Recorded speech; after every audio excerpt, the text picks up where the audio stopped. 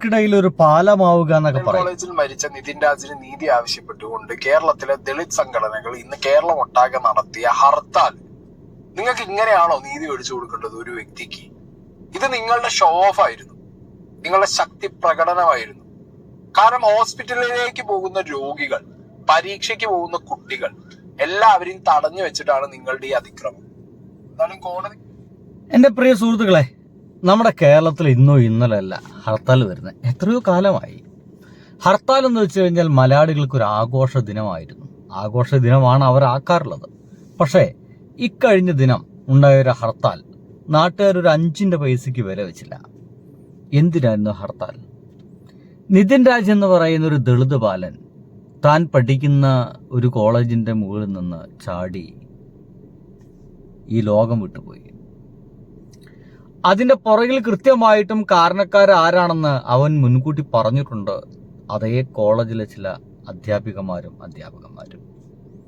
പക്ഷേ പോലീസും നമ്മുടെ സിസ്റ്റവും ഇതെല്ലാം ഒരു ലോണാപ്പിന്റെ ഭാഗമാണെന്ന് പറഞ്ഞിട്ട് തള്ളിക്കളയാൻ നോക്കി. ദളിത് സംഘടനകളെല്ലാം ഒരുമിച്ചു. ഇതല്ലാതെ നമ്മളിലുള്ള ആളുകൾക്ക് ഒരു രക്ഷയില്ല എന്നവർ തിരിച്ചറിഞ്ഞു. കഴിഞ്ഞ ഒരാഴ്ച മുമ്പ് അവർ ഈ ദിവസം ഒരു ഹർത്താൽ പ്രഖ്യാപിക്കുന്നു എന്ന് അവർ പറഞ്ഞു. ഹർത്താൽ പ്രഖ്യാപിക്കുന്നു. സ്വാഭാവികമായിട്ടും ഒരു ഹർത്താൽ പ്രഖ്യാപിച്ചു കഴിഞ്ഞാൽ മിക്കവാറും അന്നത്തേക്കുള്ള എല്ലാ യാത്രകളും നമ്മൾ മാറ്റിവെക്കും. അന്ന് എന്തെങ്കിലും പ്രധാനമായിട്ടുള്ള എന്തെങ്കിലും പരിപാടികളൊക്കെ ഉണ്ടെങ്കിൽ, ഇനിയിപ്പോൾ വല്ല പരീക്ഷ ഉണ്ടെങ്കിൽ തലേ ദിവസം തന്നെ അവിടെ വന്നിട്ട് എവിടെയെങ്കിലൊക്കെ റൂം എടുത്ത് താമസിക്കാനും അവിടേക്ക് പെട്ടെന്ന് പരീക്ഷ ഹാളിലേക്ക് എത്താനുള്ള ഏർപ്പാടുണ്ടാവും. ഹോസ്പിറ്റൽ കേസും മറ്റൊക്കെ വരികയാണെങ്കിൽ അത് തന്നെ തലേ ദിവസമൊക്കെ റെഡിയാക്കിയിട്ട് അവിടെ എത്താനൊക്കെ ശ്രമിക്കും. പക്ഷേ ഈ സമരത്തെ അവരങ്ങോട്ട് അവഗണിച്ചു. ജനങ്ങൾ മുഴുവൻ അവഗണിച്ചു. അവര് ഈ കാര്യങ്ങളൊക്കെ അന്നേ ദിവസം ചെയ്യാം, ഇത് എന്ത് കുറെ ദളിതന്മാരല്ലേ എന്ന് പറയുന്ന പുച്ഛഭാവത്തോടെ അവഗണിച്ചു. അവഗണിച്ച് സത്യം പറഞ്ഞാൽ അവർക്ക് വളരെ വിഷമമുണ്ടാക്കി. അവരത് പ്രതികരിച്ചു. പലരും പല രീതിയിലല്ലേ പ്രതികരിക്കുക. അത് വലിയ പ്രശ്നമുണ്ടായി. ഇവിടെ സീക്രട്ട് ഏജന്റിന് ആ ഒരു നിതിൻ രാജിന്റെ മരണവും അവന് നീതി കിട്ടാതിരിക്കുന്നതും വെറും ഷോ ഓഫ് ആണ്. വെറും ഷോ ഓഫ്. ഈ സമരത്തെ വെറും ഒരു ഷോ ഓഫ് എന്നാണ് നമ്മുടെ സീക്രട്ട് ഏജന്റ് പറയുന്നത്. കേസും കൂട്ടൊക്കെ ആയിട്ട് ഇപ്പൊ വരുന്നുണ്ടല്ലോ, ഏറ്റെടുത്തോ? നമുക്കറിയാമോ ഡോക്ടർ ഉണ്ടോ? 10 ദിവസം മുമ്പ് പ്രഖ്യാപിച്ച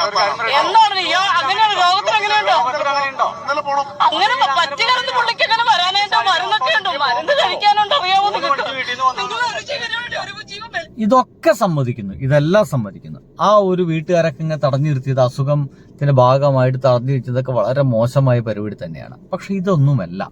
പോലീസ് അടക്കമുള്ള ആളുകൾ ഈ ദളിത് സംഘടനകളൊക്കെ ചെയ്ത രീതിയുണ്ടല്ലോ, ഭയങ്കര മോശമായിരുന്നു. ഇവരെ തടഞ്ഞ എന്തായാലും മോശമാണ്. ഇവരെ കടത്തിവിടണമായിരുന്നു. അസുഖമായിട്ട് വരുന്ന ആൾക്കാരെ ഒന്നും ഒരിക്കലും ഒരു ഹർത്താൽ അനുകൂലികളും തടയാറില്ല. പക്ഷെ ഇവർ അതിനു കൂടി തടയുന്ന അവസ്ഥയിലേക്ക് ഇവർക്ക് മാറേണ്ടി വന്നു എന്നാണ് എനിക്ക് തോന്നിപ്പോകുന്നത് കേട്ടോ.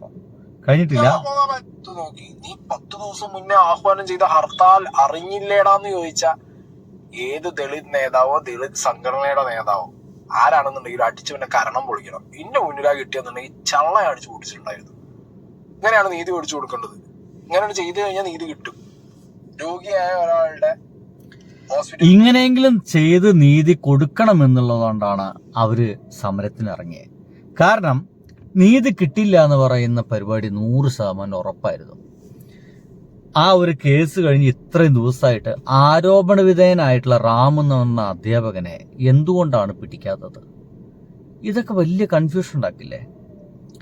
ഇവന്റെ മരണം, ഇവന്റെ ആത്മഹത്യ അതൊരു ലോണാപ്പാണെന്ന് വരുത്തി തീർക്കാനുള്ള എല്ലാ ശ്രമങ്ങളുമാണ് ഇവിടെ നടക്കുന്നതെന്ന് ആ വീട്ടുകാർക്കൊക്കെ തോന്നുന്നില്ലേ? നമുക്കും തോന്നുന്നില്ലേ? എത്ര പെട്ടെന്നാണ് പിള്ളേര് മുഴുവൻ മാറിപ്പോയത് അല്ലേ? എത്ര പെട്ടെന്നാ മാറിയത്? റാം സാർ അങ്ങനെയൊന്നും അല്ല എന്ന് അവർ പറഞ്ഞില്ലേ?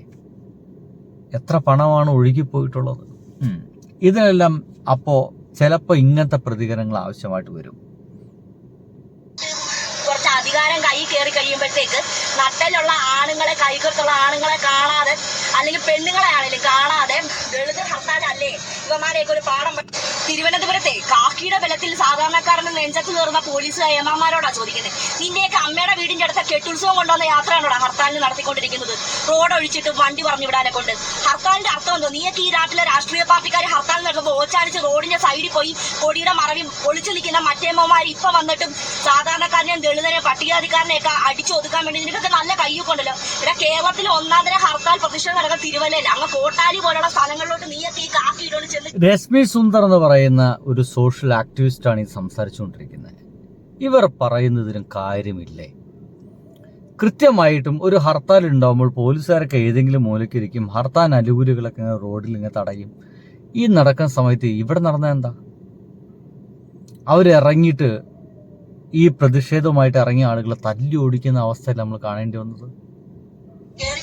വെട്ടിപ്പൊളത്തി നിന്നെയൊക്കെ അങ്ങ് തിരുവനന്തപുരം തലസ്ഥാന നഗരിയിലോട്ട് വിടാം. അന്നൊക്കെ നിന്റെ മന്ത്രിമാർ വരെ മറ്റോമാരുടെ മുമ്പിൽ പോയി ഓച്ചാലിച്ചിരിക്കും. കാരണമേ ഞങ്ങളുടെയൊക്കെ ഒരു കൂട്ടം ആളുകളുടെ വോട്ട് മേടിച്ചിട്ടാണ് നിന്റെയൊക്കെ ഏമാമാർ അവിടെ ഇരിക്കുന്നത്. അതിന് നട്ടലുള്ള ഈ സ്റ്റാറിന് ഉറപ്പുള്ളവന്മാർ ഇറങ്ങി വരട്ടെ.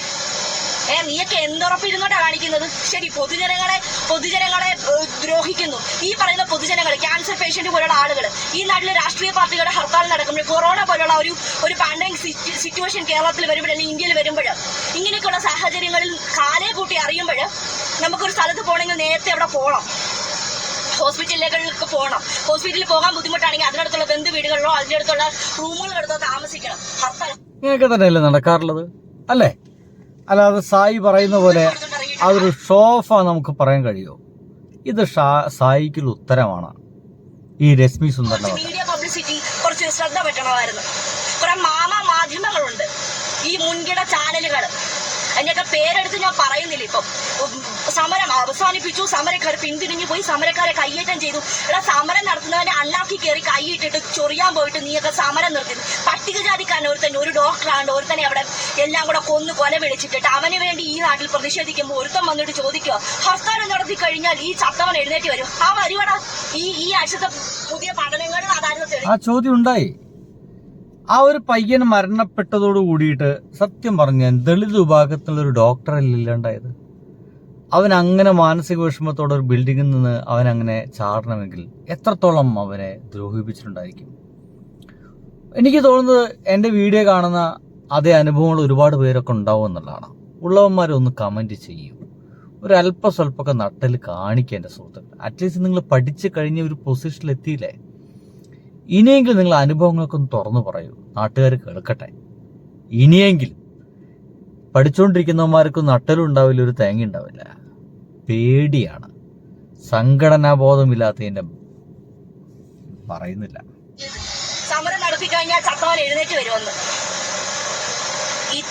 ഞാൻ ഇന്നലെ പറഞ്ഞ ഒരുത്തം വന്ന് കമ്മ്യൂണിറ്റൊക്കെ പറഞ്ഞ പോലെ ഈ രാഷ്ട്രീയക്കാരന്റെ അടിമയായിട്ട് കുറച്ച് അധികാരം കൈ കയറി കഴിയുമ്പോഴത്തേക്ക് നട്ടലുള്ള ആണുങ്ങളെ, കൈകത്തുള്ള ആണുങ്ങളെ കാണാതെ, അല്ലെങ്കിൽ പെണ്ണുങ്ങളെ ആണെങ്കിലും കാണാതെ ദളിത് ഹർത്താലല്ലേ ഇവന്മാരെയൊക്കെ ഒരു പാഠം പഠിപ്പിച്ചേക്കാൻ, തല്ലി ചതച്ചേക്കാന്ന് പറഞ്ഞ് ഹുങ്കിലിറങ്ങുന്ന കുറെ അവന്മാരുണ്ട്. അപ്പം നീയൊക്കെ പിടിച്ചോണ്ട് പോകുന്നവന്മാർ ഇവന്മായിട്ട് തല്ലി ചതക്കണം. എന്നിട്ട് ഞാൻ ഈ പറഞ്ഞ പോലുള്ള സ്ഥലങ്ങളിലോട്ട് ഒന്ന് ഇറങ്ങി നടക്കണം. നട്ടപ്പകല്, രാത്രിയല്ല ഞാൻ പറഞ്ഞു, നട്ടപ്പകല് നീയൊക്കെ ഇറങ്ങി നോക്കണം. ഇനി ഒരുത്തനെ കൂടെ തൊട്ടിട്ട് ഇത് പഴയ രീതിയല്ല. ഇതിന്റെ വിഷയത്തോടെ തന്നെ ഈ നാട്ടിൽ ഒരു വിഭാഗം ആളുകൾ ഒറ്റക്കെട്ടാണെന്ന് നിനക്കൊക്കെ ഇപ്പൊ ബോധ്യമായി. അത് ശരിയാണ് കേട്ടോ. ഈ ഒരു വിഷയത്തിലൂടെ എനിക്ക് മനസ്സിലായത്, ദളിത് സമൂഹത്തിലെ ആളുകളൊക്കെ ഒന്ന് ഇറങ്ങിയിട്ടുണ്ട്, ഒന്ന് ഉണർന്നിട്ടുണ്ട്. നമ്മളിങ്ങനെ ഏതെങ്കിലും രാഷ്ട്രീയ പാർട്ടി കീഴിൽ ഇങ്ങനെ നിന്നാൽ പോരാ, നമ്മൾ അവഗണിക്കപ്പെടുകയുള്ളൂ എന്ന് അവർ മനസ്സിലാക്കിയിട്ടുണ്ട്. അവരൂടെ ഇറങ്ങട്ടെന്നേ, നീതി കിട്ടണം. എന്തായാലും ഈ പെൺകുട്ടിയുടെ ഉത്തരം അടിപൊളിയായിട്ടുണ്ട്. നിങ്ങൾക്ക് എന്തു തോന്നുന്നു?